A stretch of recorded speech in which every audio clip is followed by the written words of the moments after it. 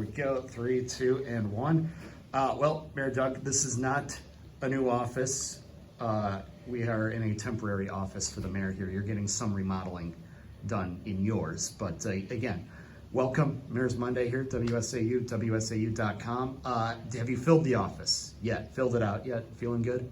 Oh, it feels good, sure. You know, we're just freshening the paint in there. There was some scars in the wall. We're moving some pictures and things. So very temporary, just down here in the Oak Room for the day. Yes. And I'll be back in there tomorrow. Yes, and with the fresh paint smell and everything that goes with it. Yes, good to go. Yeah, but obviously a lot of stuff that you had to jump right into as mayor, of course, and you had the background of knowing what was coming on the city council, but now that you're in the job here for 3 weeks, what has been the biggest challenge for you so far as getting your feet on the ground here?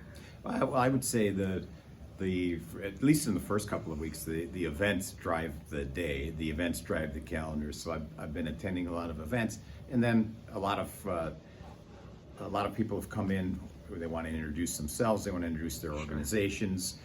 You know, so there's a lot of information coming at me from everybody who wants me to know who they are, how they can help, how we can help.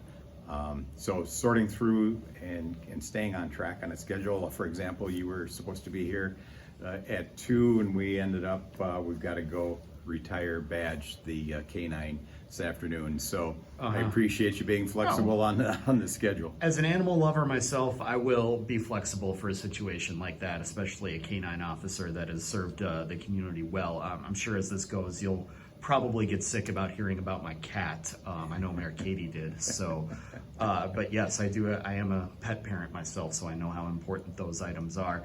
And other thing that's going to be important for the city here coming up in the next couple of weeks, we were just talking a bit about it. In fact, you were just on the phone a bit with this topic on the Foundry on 3rd project. Obviously, we haven't had a groundbreaking for it yet. I think it was pretty clear the last time this was brought up in the city council that the June 1st deadline was going to be the deadline. There would be no more extensions. We wanted groundbreaking. We wanted construction to start this summer. Where are we at on this project right now? Well, we're very optimistic. We've been in touch with all the players involved. We are lined up to have the city portion taken care of because the city, as you know, has to remove that cap and do some soil remediation there before the contractor can come in. There are signed contracts, so we're just getting the ducks in a row for when we get to go ahead and do that. So we're positive. I can't give you any news like today, what day we're going to be cutting ribbons or putting my ceremonial hat and shovel in the ground, but Absolutely. That's coming. Yeah, I know that was going to be the next real big deadline, and I know even Mayor Katie had made it pretty obvious that we don't want you back here for another extension. We want to be invited to the groundbreaking and then ultimately the ribbon cutting for this project, because I know it's something that everybody has seen the hole that's right there in the middle of downtown, and we want something to go up there. Well, and sure, and we don't want to build the excitement prior to when it's really needed. And for me, if I'm managing expectations, my expectations is that the building gets built.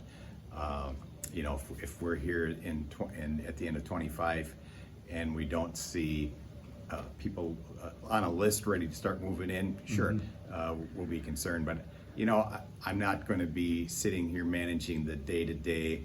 Hey, we added an extra story today, or we put in some bricks. That's not what we're concerned about. I'm looking at the big picture. Are we going to get it done?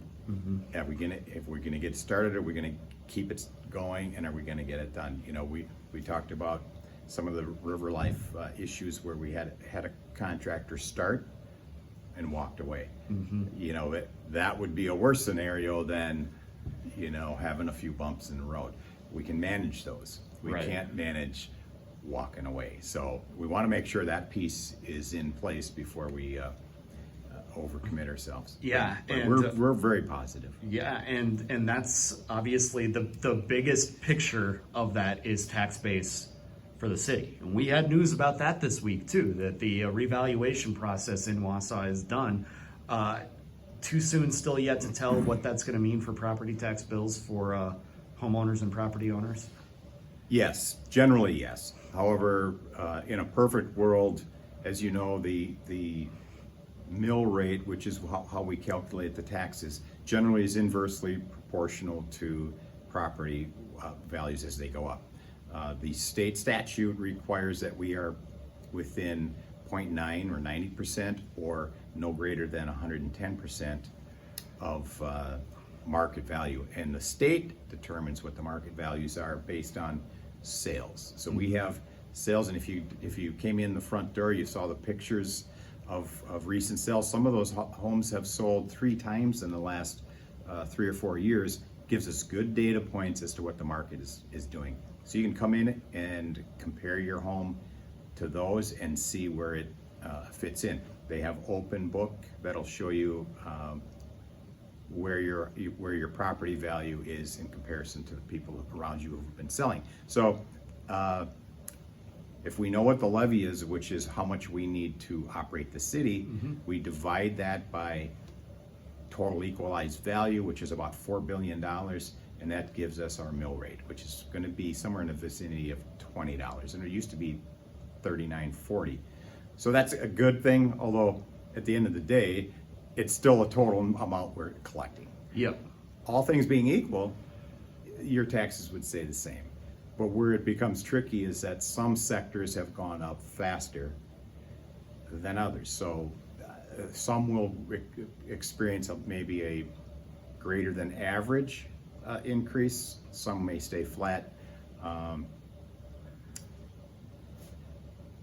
It's hard to generalize it, but I would say that if where you could see where the home pressure is, it's on those middle level homes. They maybe were selling for $100,000 4 years ago. They're now 150, 160, 170. If you have $1 million home like you have down on the south end of town there, Right.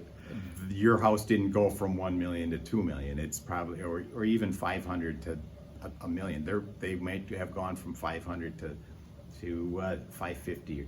Yeah, that's a 10% increase. Some of the ones in the heart of the city are getting the most pressure because that's where the demand is. Yeah, indeed. It's a weird market, I tell you. Yeah, and again, you mentioned my home. I'll just tell you this: I'm certainly glad I got in when I did. That was the perfect time for me right there at the height of the COVID-19, or the start, I should say, of COVID-19 with interest rates and home values and things like that. But well, and I think it's important also on that note is time set. Yeah. In business, sometimes timing is everything. Right. If your most valuable asset is now gone to here, your net worth is really nice. It looks good on paper. Sure. But you have to afford to keep it, and when you sell it, what do you do? But we're not in this alone. Milwaukee Journal Sentinel, I just saw an article a couple of days ago. They're doing a citywide revaluation as well, because the city of Wausau 2 years ago was below that 90%. We were at 88. Last year we were at 83. Our assessor thinks it could be in the vicinity of 70 this year, which means we're way undervalued. That triggers by state statute that we automatically have to do this revaluation, which we started in January. It just got completed. City of Schofield, we already sent theirs out because we do their assessments. And so the assessments go out. It won't be till the end of the year that the council and finance will calculate the tax. yeah, and ultimately, still, like I said, too soon to tell as to just exactly what's going to happen with that. Because again, you still got to go through the whole budget process, and some of that's going to look, as we talked about earlier, a little different this year. Have you had the chance yet to give any thought to maybe which departments are going to go to your the zero budgeting method this year to see how that works and how that could benefit the taxpayers? Sure. I don't know if it's classified or not. Yes, I've given it some thought. Sure. Probably going to look at a department that is easier to get to do. So rather than try to just mathematically get 1/4 and do 1/4, 1/4, 1/4 over the 4 years, let's get an easier one. Parks might be a good one to go, Parks and Rec. Sure. Because it's probably easier to get our heads around. We're also, we're talking about potentially, we've got this agreement with the county that could potentially take over Parks and Rec. So it'd be good to get a deep dive there, be able to compare ourselves to what other municipalities are doing, what our services are compared to theirs, what our costs are compared to what others are doing. And that may help and enlighten the decision on how we manage this county parks agreement that we have, that we're working on. Right, yeah, because that's another, it seems like it's about every 4 years or so it comes up. Does the Parks and Rec Committee actually need to exist for the city of Wausau? Or is it just a matter of some city council members need to be on the county Parks and Rec Board? That's obviously been a kind of another big discussion around these parts. Seems like every 4 years or so, right? Well, I think if you talk to the people who, like Tom Neal, for example, he was instrumental in getting our dog park. He is now on Parks and Rec, and he's a strong advocate for keeping city interest in that. I think we need a voice. I think the city needs to determine that, because this is fairly unique. A lot of cities have their own parks department. I think Green Bay does. So this partnership we have with the county, it's unique, and we'll let it play out. But I like the fact that the city has more input, and I believe most alders feel that way. It's a big financial spend. We need to make sure that we're properly represented, and I would agree with Neil in that regard. And I'm trying to think of who else is in that camp. Believe it or not, Parks and Rec was the most requested committee this time around. Yeah. I think because of that interest in what's going to potentially happen there. Yeah, and I know, like you mentioned, Tom's been a big advocate for that, and obviously he was huge in getting the dog park going and making sure that the city still has a say in how that is run. Is that what you would say is the most important thing with this process? I think so, and I think that the city has our citizens represented properly. And can you do that with 3 people on a committee or a commission? I don't know, but there's some legal aspects to it because of the way this agreement was written back in the 70s, 80s, 90s. So there's some research that's going to need to be done. If we can dovetail it in with our financials and understand, hey, if the county wants to take all the parks and take all the financial burden, that's probably an easier sell than, but do you expect that to happen? Probably not. Right. So yeah, we want to have a seat at the table, and hopefully we have some good discussion. Last thing then, before we let you go, is you mentioned a lot of people, coming in, introducing themselves, making sure that the lines of communication are open between you and whoever they need to be to keep the city going and keep the city's interests at the forefront. How many of those discussions have you had so far? Is there anything, I guess I would say unique, any unique proposals that have come your way that could be good for the city? Well, I've had some unique requests. I've got some guys who want to land an Apache helicopter on the 400 block. And can we make that happen? I think it's a cool idea, but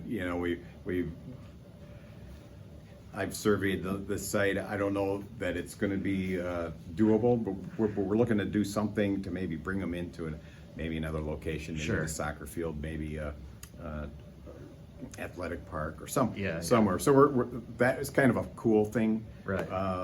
coming up, and but surprises, not really surprises. People have interests, and I think we'll take some of those to the council retreat here, that formation meeting where we put a few ideas, because I think we can only manage, and we can have 100 ideas, but we can only effectively manage 3 or 4 or 5 at a time. And let's get some prioritization and determine with the homeless issue is probably taken up the majority or a good portion of the time that I've Sure. had with people coming in, and several alders have already expressed interest in how do we move forward in that. And I've talked to the county. This morning I had the health officer, Laura Scuderi, here talking about it with, and everybody has an input and ideas on it. So once we assess that, then we can start nibbling away at each priority, Yeah. each goal. Yeah, indeed. Landing an Apache helicopter on the 400 block sounds like a great idea until something goes sideways and. You know, we don't want to blow the marquee off of the Grand Grand Theater. Theater. Yeah. You know, it may look like a huge space when you're sitting there, but you know, you've got to come in over buildings. So I probably shouldn't have put that out there. I mean, it's just in the consideration stage. It isn't. This is far from something. Exactly. And yeah, you being an Army guy, you know all about the Apache helicopters, right? You could probably fly one. Well, sure. I'd like to try it again. Yeah, indeed. Well, Doug, we appreciate the time. We'll look forward to chatting again next month.